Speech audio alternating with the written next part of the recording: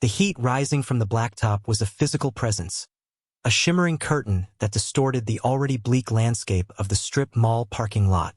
For Leo, it felt like a cage. The front left wheel of his manual wheelchair was wedged tight in a pothole, a crater of crumbling asphalt that had ambushed him on his way back from the grocery store. A brown paper bag, already weakened by the condensation from a carton of milk, had torn open in the jolt, spilling its contents across the grimy surface. A can of chicken noodle soup rolled lazily in a semicircle before coming to a stop against a faded yellow parking line. A carton of eggs had cracked, a yellow-orange yolk slowly oozing into a puddle of iridescent oil. Humiliation, hot and sharp, pricked at the back of his neck. It was a familiar sensation, a ghost that had shadowed him for the 2 years since the accident, but its sting never lessened. He was 16 years old, and his world had been reduced to the circumference of his arm's reach and the mercy of smooth pavement. Today, mercy was in short supply. He grunted, pushing against the right wheel with all his strength, his biceps straining. The chair wouldn't budge. The trapped wheel was an anchor, holding him fast in this tableau of minor domestic disaster. He could feel eyes on him, shoppers walking to their cars, their gaits quickening slightly as they passed, careful not to get involved. A woman loading her minivan paused, a flicker of pity in her eyes, before she slammed the trunk and hurried her children inside. He hated the pity more than the indifference. Pity was a soft, suffocating blanket. It confirmed his brokenness. Indifference, at least, was honest. He was just an obstacle, a piece of the urban landscape to be navigated around. Then he heard the laughter. It was the kind of laughter that wasn't born of joy, but of contempt. It was sharp and loud, designed to draw attention, to announce its own superiority. Leo didn't need to look to know who it was. Chad and his 2 perpetual shadows, Kyle and Mark. They materialized from behind a row of parked SUVs, their movements infused with the careless, predatory grace of boys who had never known a moment of genuine hardship. Chad was in the lead, his designer polo shirt bright against his spray tan, a smirk already playing on his lips. He saw Leo, the overturned groceries, the stuck wheelchair, and his eyes lit up with a cruel, opportunistic glee. Well, look what we have here," Chad announced, his voice carrying across the lot. "Looks like someone hit a bit of a roadblock." Kyle and Mark snickered on cue, a well-rehearsed chorus. Leo just stared at the melting yolk on the asphalt, focusing on its slow, inevitable spread. He braced himself. He knew the script, the initial mockery, the feigned offers of help that were really just opportunities for further torment, the eventual bored departure that would leave him feeling smaller than he already was. This was the ritual of his public life. This was the price of admission for leaving his house. Chad stopped a few feet away, kicking idly at a stray can of corn. It skittered across the pavement, the metallic clang echoing in the oppressive afternoon heat. "Having some trouble there, Peterson?" Chad asked, his voice dripping with faux concern. "Need a push? Or maybe a tow truck?" More laughter. Leo remained silent, his hands gripping the push rims of his wheels so tightly his knuckles were white. He wouldn't give them the satisfaction of a response. He wouldn't plead. He wouldn't get angry. He wouldn't show them the roiling frustration that was churning in his gut. His silence was his only shield, a thin but resilient armor he had forged over countless similar encounters. It was a refusal to participate in his own degradation. But his silence was also a provocation. To boys like Chad, it was a challenge, an infuriating display of defiance from someone they considered inherently inferior. It suggested a world inside Leo's head that they couldn't access, couldn't mock, couldn't break. And they couldn't stand that. Chad's smirk tightened. He took a step closer, his shadow falling over Leo, blotting out the relentless sun. The brief coolness was no relief. It was the chilling harbinger of the storm to come. The air grew thick with unspoken menace, the mundane tragedy of spilled groceries about to curdle into something much uglier. The few remaining onlookers, those who hadn't yet retreated to the safety of their air-conditioned cars, now slowed their steps, a captive audience to a drama they wanted no part of but couldn't seem to look away from. Chad circled Leo slowly, his friends fanning out behind him, cutting off any imaginary escape route. The movement was predatory, a shark assessing its prey. The feigned concern in his voice evaporated, replaced by a raw, undisguised contempt that was far more honest. "What's the matter, Peterson? Cat got your tongue?" he taunted, nudging the wheelchair with the toe of his expensive sneaker. The chair rocked, but the wheel remained stubbornly lodged. "Or did you forget how to use it, along with your legs?" The insult was crude, unoriginal, but it landed with the blunt force of a hammer. Leo felt a muscle jump in his jaw, but he kept his eyes fixed on the ground. He wouldn't look at him. He wouldn't give Chad the eye contact he craved, the acknowledgement of his power. Instead, he focused on the cracked pavement, on the tiny weeds pushing their way through the fissures, on anything other than the smug, handsome face of his tormentor. This infuriated Chad even more. His audience of two was watching, and the silent, broken kid in the chair was somehow winning this exchange by refusing to play. Chad needed a reaction. He needed tears or anger or fear. He needed to assert the natural order of things as he saw it, the strong dominating the weak. "Hey, I'm talking to you," Chad snapped, his voice sharp now. He reached down and flicked Leo's ear. The touch was light, almost casual, but it was a profound violation. It was a reminder of his physical vulnerability, of how easily his space could be invaded. Leo flinched involuntarily, a tiny, almost imperceptible movement, but Chad saw it and his smile returned, wide and triumphant. "There he is. I knew you were in there somewhere." He bent down, pretending to inspect the wheel. "Wow, that's really stuck. You're gonna need some serious muscle to get that out." He looked up at Kyle and Mark. "What do you think, guys? Should we help him?" Kyle, the taller and lankier of the two, shrugged. "I don't know, Chad. We might strain something." Mark, shorter and stockier, just grunted in agreement, his eyes darting around nervously, aware of the few people who were now openly staring. Chad ignored their half-hearted reluctance. He had his stage and he was going to perform. He grabbed the handles on the back of Leo's wheelchair. "Don't worry, buddy. I got this," he said, his voice a parody of helpfulness. Leo's stomach clenched. "Don't," he said, the single word raspy from disuse. It was a mistake. He had spoken. He had engaged. Chad's grin widened. "Oh, he speaks. It's a miracle," he crowed. "Don't what? Don't help you? Come on, man. We're just trying to be good Samaritans here." Before Leo could protest again, Chad shoved the chair forward with a sudden, violent burst of strength.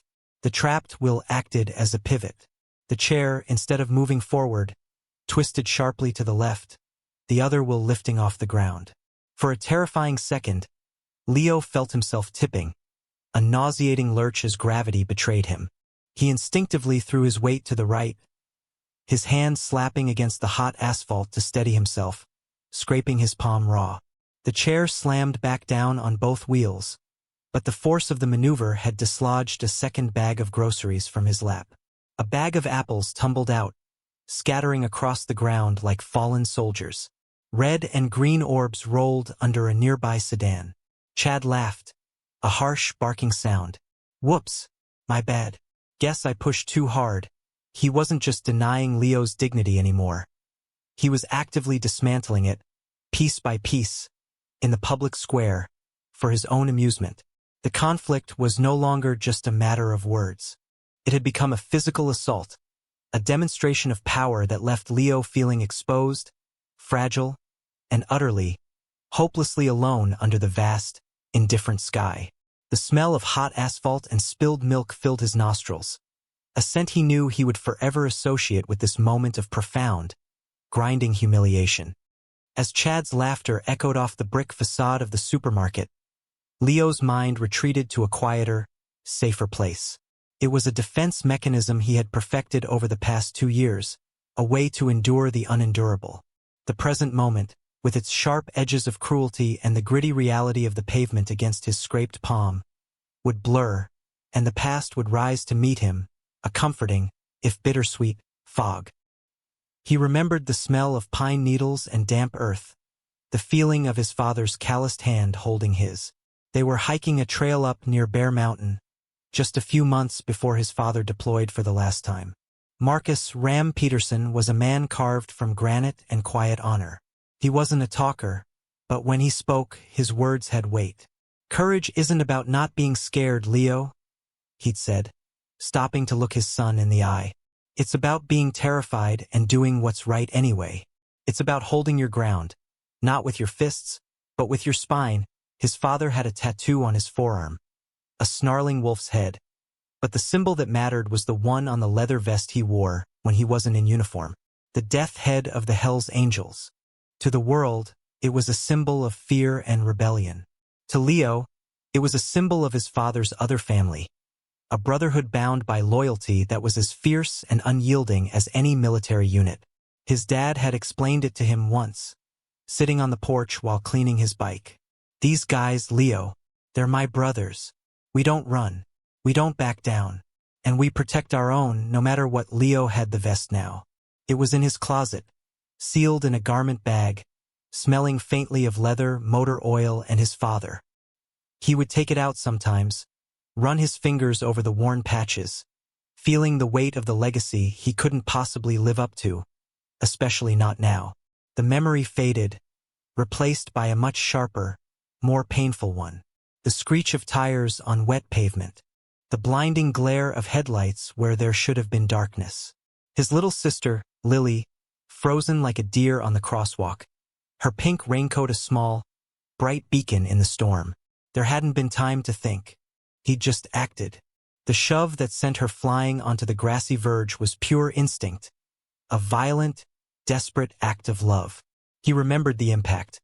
A sound like a watermelon dropped from a great height, followed by an explosion of shattering glass and a white-hot, searing pain that consumed him completely before everything went black. He had woken up in a world of antiseptic white, his spine a shattered ruin. He had held his ground. He had done what was right. And this was his reward. A life sentence in a metal chair, at the mercy of boys like Chad who saw his sacrifice as a weakness to be exploited. He could feel the phantom ache in his legs, a cruel ghost of the life he had lost. The doctors called it nerve pain. He called it a reminder of running through the woods with his father, a reminder of kicking a soccer ball in the park, a reminder of everything that had been taken from him in that single, selfless moment. This was the backstory that played on a loop in his head, the silent film that gave context to his quiet endurance. He wasn't just a victim. He was the son of Marcus Peterson. He was the brother of Lily. He had faced down a speeding car to save someone he loved. He could certainly face down a high school bully and his two witless acolytes. His father's words echoed in his memory, a mantra against the rising tide of despair. Hold your ground, not with your fists, but with your spine. So he sat there, on the hot, unforgiving asphalt, and straightened his spine. He took a slow, deliberate breath, the air thick with the smell of exhaust fumes and Chad's cheap cologne, and he held his ground. The internal monologue strengthened him, a private well of resilience that his tormentors could never fathom. They saw a broken body, but they were blind to the unbroken spirit within. The pressure in the parking lot was building, becoming as palpable as the oppressive humidity. Chad, high on the small victory of having forced a word and a flinch from Leo, was not about to let the moment go. He needed to escalate to push his victim to a definitive breaking point.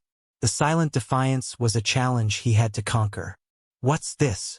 Chad said, spotting Leo's phone, which had fallen from his lap and now lay beside the wheelchair.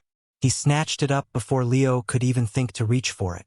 The screen lit up with a picture of Leo and his little sister, Lily, both of them smiling, taken a few months before the accident.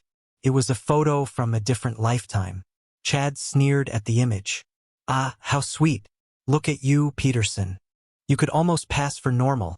He swiped the screen open. Leo didn't bother with a passcode and started scrolling through his contacts with a theatrical slowness. "Let's see who we've got in here. Mom. Boring. Dear Evans. Probably on speed dial. Huh." His friends snickered, moving closer to peer at the screen. "Ooh, who's Lilybug? Your girlfriend?" he mocked, knowing full well it was the little girl in the photo. The violation was profound. His phone was his last bastion of privacy. A small digital world where he wasn't just the kid in the wheelchair. It held conversations with his few friends, notes for school, photos of his family. It was a part of him, and Chad was now dissecting it for public amusement. All the while, the silent audience of onlookers remained. Their numbers had grown. A few people had stopped on their way out of the hardware store. A couple of teenagers loitered near the entrance to the pizza parlor, watching the unfolding scene with a mixture of fear and fascination. A man in a business suit, talking on his own phone, slowed his pace, his eyes flicking from Leo to Chad and back again. Their collective silence was a deafening roar in Leo's ears. It was a judgment, confirmed his isolation. Each averted gaze, each person who chose to look at their shoes or hurry to their car, was another brick in the wall that separated him from the world of the able-bodied, the world of the included. They were all complicit, their inaction a tacit endorsement of Chad's cruelty. They were afraid to intervene, afraid of attracting the bully's attention, afraid of the social cost of defending the weak. Their fear made them part of the attack. But Leo endured. He watched Chad defile his privacy, his face an unreadable mask. He didn't beg for his phone back. He didn't threaten. He just watched, his gaze steady and unwavering. There was a stillness about him that was deeply unsettling. It wasn't the stillness of defeat, but of something else, something Chad couldn't quite decipher. It was the calm at the center of a hurricane, a quiet reservoir of strength that seemed to grow with every fresh indignity heaped upon it. This unnerved Chad more than any outburst would have. He was a bully, and bullying is a dialogue, a twisted dance of action and reaction. He needed Leo's fear to fuel his own sense of power. He needed Leo's pleading to validate his dominance. Leo's stoic silence was robbing him of his prize. It was like punching water. The pressure was now on Chad to provoke a more satisfying response. His frustration mounted, turning his casual cruelty into something sharper, more desperate. He scrolled to the bottom of the contact list and his eyes landed on a single entry, one that Leo himself had almost forgotten was there. The contact name was just one word, Sarge. Who's Sarge? Chad sneered, holding the phone up for his friends to see. Your army man doll? He tapped the name, his thumb hovering over the call button. Maybe we should give old Sarge a call. See if he wants to come play. The threat hung in the air, thick and heavy. For the first time, a flicker of genuine alarm crossed Leo's face. It was a small, almost imperceptible change, but Chad saw it, and he seized upon it like a starving dog on a piece of meat. He had found the crack in the armor. The flicker of alarm in Leo's eyes was all the encouragement Chad needed. He felt a surge of triumph, the exhilarating rush of having finally found a way to break through that infuriating wall of calm. He wanted to see Leo crumble. He wanted to shatter that quiet dignity into 1,000 pieces on the dirty asphalt. Looks like we found a sore spot, Chad gloated, his thumb still poised over the call button. He took a menacing step forward, leaning down until his face was just inches from Leo's. What's the matter, Peterson? You don't want me to call your friend? Leo finally broke his silence, his voice low but firm. Give me back my phone, Chad. Or what? Chad shot back, laughing. What are you gonna do? You gonna stand up and stop me? The cruelty of the question hung in the air, sucking the oxygen out of the space between them. It was the ultimate taunt, a deliberate, vicious reminder of Leo's physical limitations. In that moment, Chad wasn't just a bully. He was the embodiment of every obstacle, every sneer, every moment of frustration Leo had faced for the past 2 years. He was the voice of the world that saw only the chair, not the person in it. And with his audience watching, Chad delivered his final, physical punctuation mark. He drew back his arm and shoved the wheelchair with all his might. It wasn't a playful push like before. This was a violent, malicious act, intended to inflict maximum humiliation. The chair, already unstable from the uneven ground, rocked backward violently. The single wheel still holding it up lost its purchase. Time seemed to slow down. Leo felt that familiar, sickening lurch, But this time there was no catching himself. The world tilted on its axis, the blue sky and the brick storefronts swapping places in a dizzying blur. He hit the ground hard, his shoulder and hip taking the brunt of the impact. The metal frame of the wheelchair crashed down beside him, one wheel spinning uselessly in the air. Pain, sharp and radiating, shot through his body. But the physical pain was nothing compared to the crushing weight of his degradation. He was on the ground, sprawled on the hot, gritty pavement amidst his crushed groceries, a tangled mess of limbs and metal. Chad and his friends erupted in triumphant laughter. This was the reaction they had wanted. This was total victory. From the main door of the grocery store, a small figure suddenly appeared. A little girl with blonde pigtails and a bright pink t-shirt, clutching a half-eaten lollipop. It was Lily. She had been waiting inside for him. She took one look at the scene, her brother on the ground, his chair overturned, the laughing boys standing over him like vultures, and her face crumpled. A terrified cry escaped her lips. "Leo!" She started running toward him, her small legs pumping, tears streaming down her face. The sight of his sister's terror sliced through Leo's pain and humiliation like a knife, clarified everything. In that instant, nothing else mattered. Not his scraped skin, not his throbbing shoulder, not the jeering bullies, not the silent onlookers. All that mattered was the terrified little girl running toward the ugliness he was at the center of. This was his moment. This was the test his father had spoken of. He pushed himself up onto one elbow, his body screaming in protest. He ignored the pain. He ignored Chad. He looked directly at his sister, his voice coming out surprisingly calm and steady, a beacon of reassurance in her sea of fear. "Hey, Lilybug," he said, forcing a small smile. "It's okay. I just fell." "I'm okay." Chad and his friends were momentarily stunned into silence by this exchange. They had expected tears or rage. They had not expected this quiet, focused act of protection. "Don't be scared," Leo continued, his eyes locked on hers, creating a tunnel of safety that blocked out everything else. "It's just a silly accident. See? I'm not even hurt." He was lying, of course. Everything hurt. But his pain was secondary. His primary duty, the one that superseded all others, was to be her big brother, to be her shield. He was on the ground, utterly powerless, yet in that moment he was the strongest person in the entire parking lot. He had absorbed all the cruelty, all the humiliation, and transformed it into a protective barrier for his sister. He held his ground, not with his fists but with his spine, and with his heart.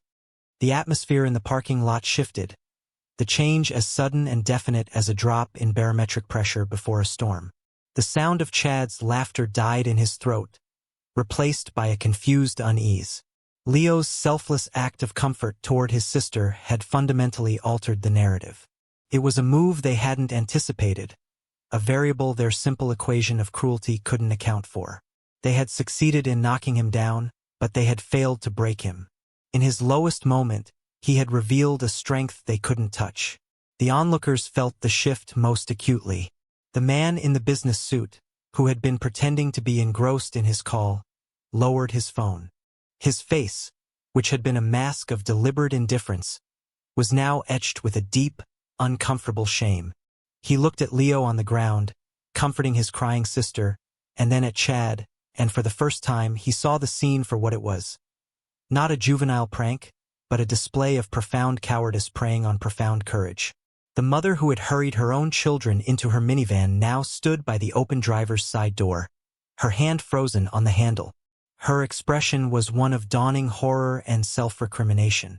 She saw her own children in Lily's tear-streaked face, and she saw the kind of man she hoped her sons would one day be in Leo, a protector even when he was at his most vulnerable. Whispers started to ripple through the small crowd. "That's just wrong," a woman murmured to her husband. Someone should do something. The shame was becoming a catalyst, a spark of collective conscience finally igniting after being dormant for too long. The silence of complicity was beginning to fracture, replaced by the low murmur of dissent. And then, another sound began to intrude, a sound that started not in the ears, but in the bones. It was a low, guttural rumble, a vibration that seemed to emanate from the very asphalt itself. At first, it was faint, easily mistaken for a passing truck on the nearby highway, but it didn't fade. It grew. Steadily, inexorably. The rumble swelled in volume and intensity, a deep-throated growl that was both mechanical and primal. Heads began to turn, scanning the horizon, trying to locate the source of the ever-loudening noise. Chad and his friends looked around, their triumphant smirks replaced by frowns of annoyance, then confusion. The sound was unlike anything they had ever heard. It wasn't the high-pitched whine of sport bikes or the drone of a single cruiser. This was something else entirely. This was the sound of an army. The rumble became a roar, then a thunderous cacophony that vibrated in everyone's chest, rattling the windows of the storefronts. It drowned out the whispers of the crowd, the distant traffic, even the sound of Lily's crying. The world seemed to hold its breath, all attention now fixed on the entrance to the parking lot. A single point of light appeared, then another and another. A wave of black and chrome crested the small hill of the entrance ramp and began to pour into the lot. The sight was surreal, a vision torn from a movie screen. It was a legion of motorcycles, their engines roaring in a synchronized, intimidating chorus. They moved with a disciplined, fluid grace, fanning out as they entered, a tide of steel and leather that seemed to have no end. The sun glinted off polished chrome, off rows of handlebars, off the studs on worn leather vests. They were not just bikers. The iconic, feared Death Head logo on their backs left no room for doubt. They were Hell's Angels. And they were not just passing through. They were arriving. The procession of motorcycles seemed endless. 10, then 20, then 50, then 100, and still they kept coming, pouring into the lot like an unstoppable river of iron and thunder. They moved with a terrifying, unspoken coordination, each rider finding a space, their engines dropping to a low, menacing idle that filled the air with a palpable tension. Within minutes, the vast parking lot was transformed. What had been a stage for petty high school cruelty was now the assembly ground for one of the most formidable brotherhoods on the planet. They formed a massive, loose semicircle, their bikes creating a wall of chrome and steel that effectively sealed off the area around Leo, Chad, and the stunned onlookers. The escape routes were gone. The world had shrunk to this one supercharged patch of asphalt. The bikers sat on their idling machines, a silent, intimidating army. They were men of all ages, their faces weathered maps of hard miles and harder lives. They wore their cuts, their leather vests adorned with patches that told stories of loyalty, violence, and unbreakable bonds. They did not speak. They did not shout. They simply sat and watched, their collective gaze a physical weight that pressed down on everyone present. The air, already thick with heat and humidity, now crackled with a new, dangerous energy. The smell of hot asphalt was overpowered by the rich, heady scent of exhaust fumes, hot leather, and engine oil. The community of onlookers was frozen, a gallery of statues caught between awe and terror. Chad and his friends seemed to shrink, their earlier bravado evaporating like mist in a furnace. They were no longer predators. They were children, hopelessly out of their depth, caught in the headlights of something ancient and powerful they couldn't possibly comprehend.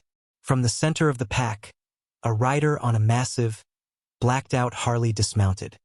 He moved with the slow, deliberate confidence of a man accustomed to absolute authority.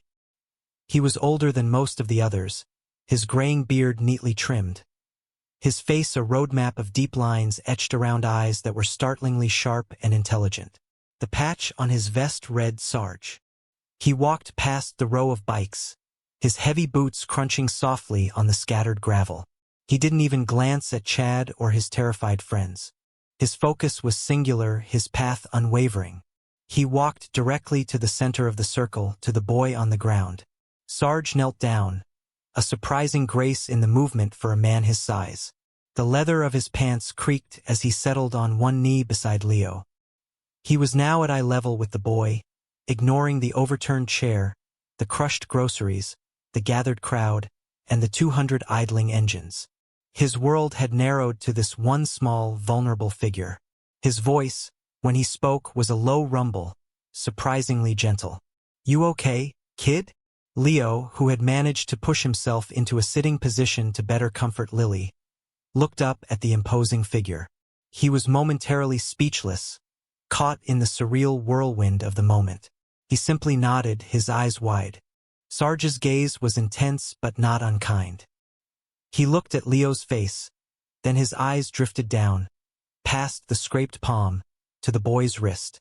A thin leather cord was tied there, and dangling from it was a small, tarnished silver pendant, a custom-made piece shaped like a snarling wolf's head. Sarge's sharp eyes narrowed in recognition. He reached out slowly, his calloused fingers gently touching the pendant. "Where did you get this?"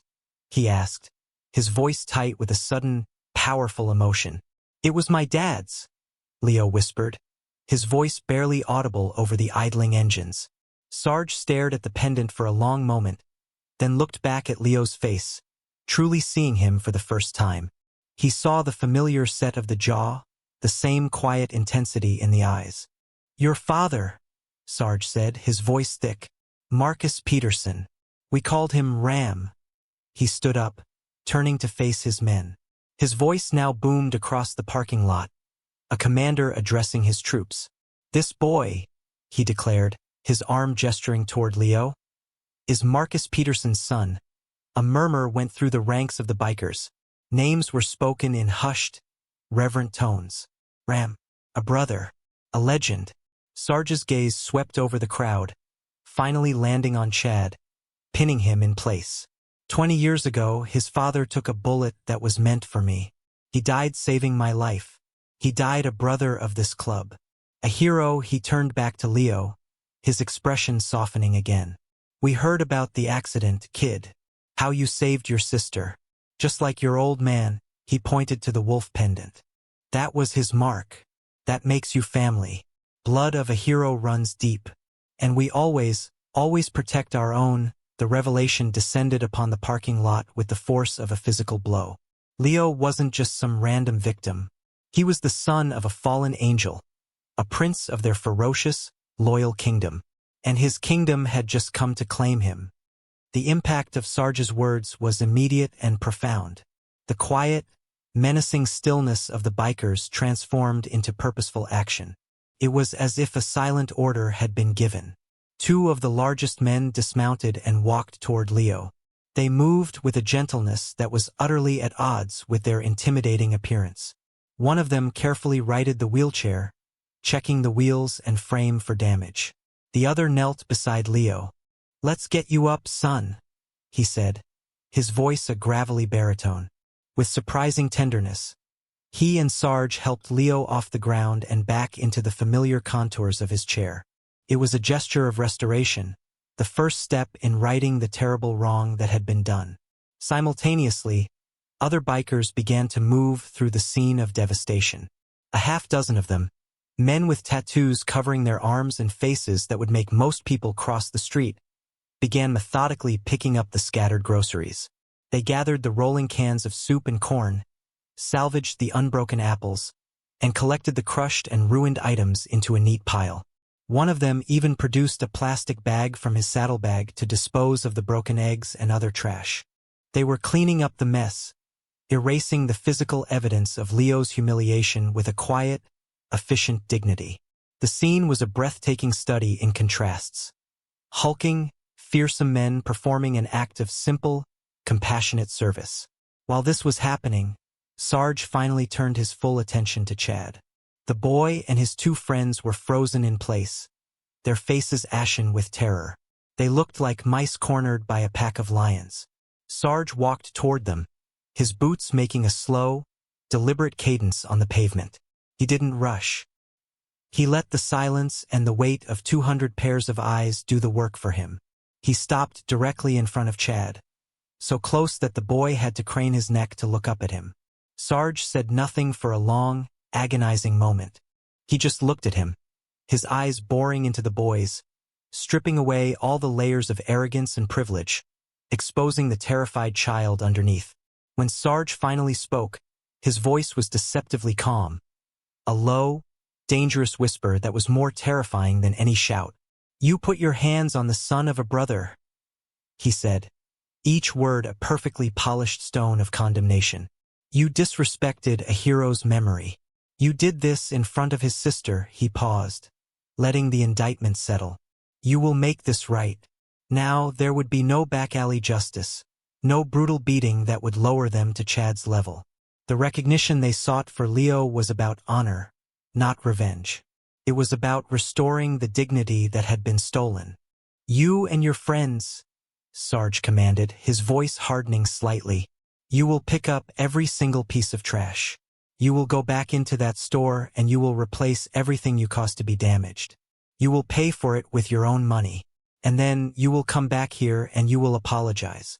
You will apologize to the boy, and you will apologize to his sister." Chad, trembling, could only nod, unable to form words.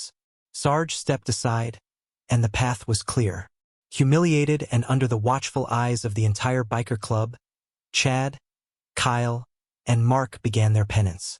They scurried around, picking up crushed apple cores and torn packaging, their movements clumsy and panicked. The community watched, their earlier shame now mixed with a sense of cathartic, righteous justice. Then came the ultimate symbol of recognition. Sarge walked back to Leo.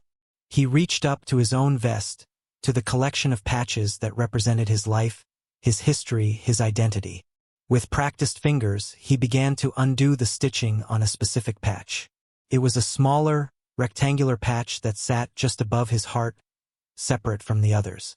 It read, "In memory of Ram." He carefully pulled it free from the leather and held it out to Leo. "Your father earned this," Sarge said, his voice thick with emotion. "And you've honored him today. You have his spine, kid. You're one of us now. Your family." He pressed the patch into Leo's hand. "If you or your sister ever need anything at all, you know who we are. We're your brothers." The patch was warm from his body, the threads thick and worn. It felt heavier than its size would suggest, weighted with history, loyalty, and a profound sense of belonging. Leo looked at the patch, then at Sarge, then at the sea of bikers surrounding him, and for the first time in 2 years the wall of isolation around him crumbled into dust. The parking lot, now scrubbed clean by the humiliated bullies, held a reverent silence broken only by the synchronized, throbbing idle of 200 V-twin engines. Chad and his friends, having paid for a new cart full of groceries, had delivered their stammering, terrified apologies to both Leo and Lily before being dismissed by Sarge with a silent, contemptuous wave. They practically ran to their car, scrambling away from the scene of their utter dismantlement. Their power, built on a foundation of cheap cruelty, had been exposed as the fragile, pathetic thing it was. Now, the focus was solely on Leo.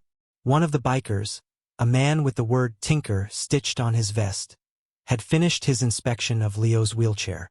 He gave the frame a final wipe with a rag he'd produced from a saddlebag. "The main axle's a little bent from the fall, kid," he reported to Sarge. "He can get home on it, but it's not right. It'll pull to the left." Sarge nodded, his expression grim.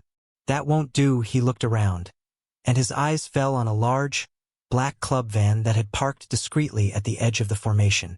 "We'll take him home. Get the ramp." 2 men immediately moved to the van, deploying a sturdy, foldable metal ramp. The efficiency and preparedness were astounding. They were a self-contained, mobile unit, ready for any contingency. Sarge turned back to Leo. "We'll get you home, son. And Tinker here will take your chair back to the clubhouse.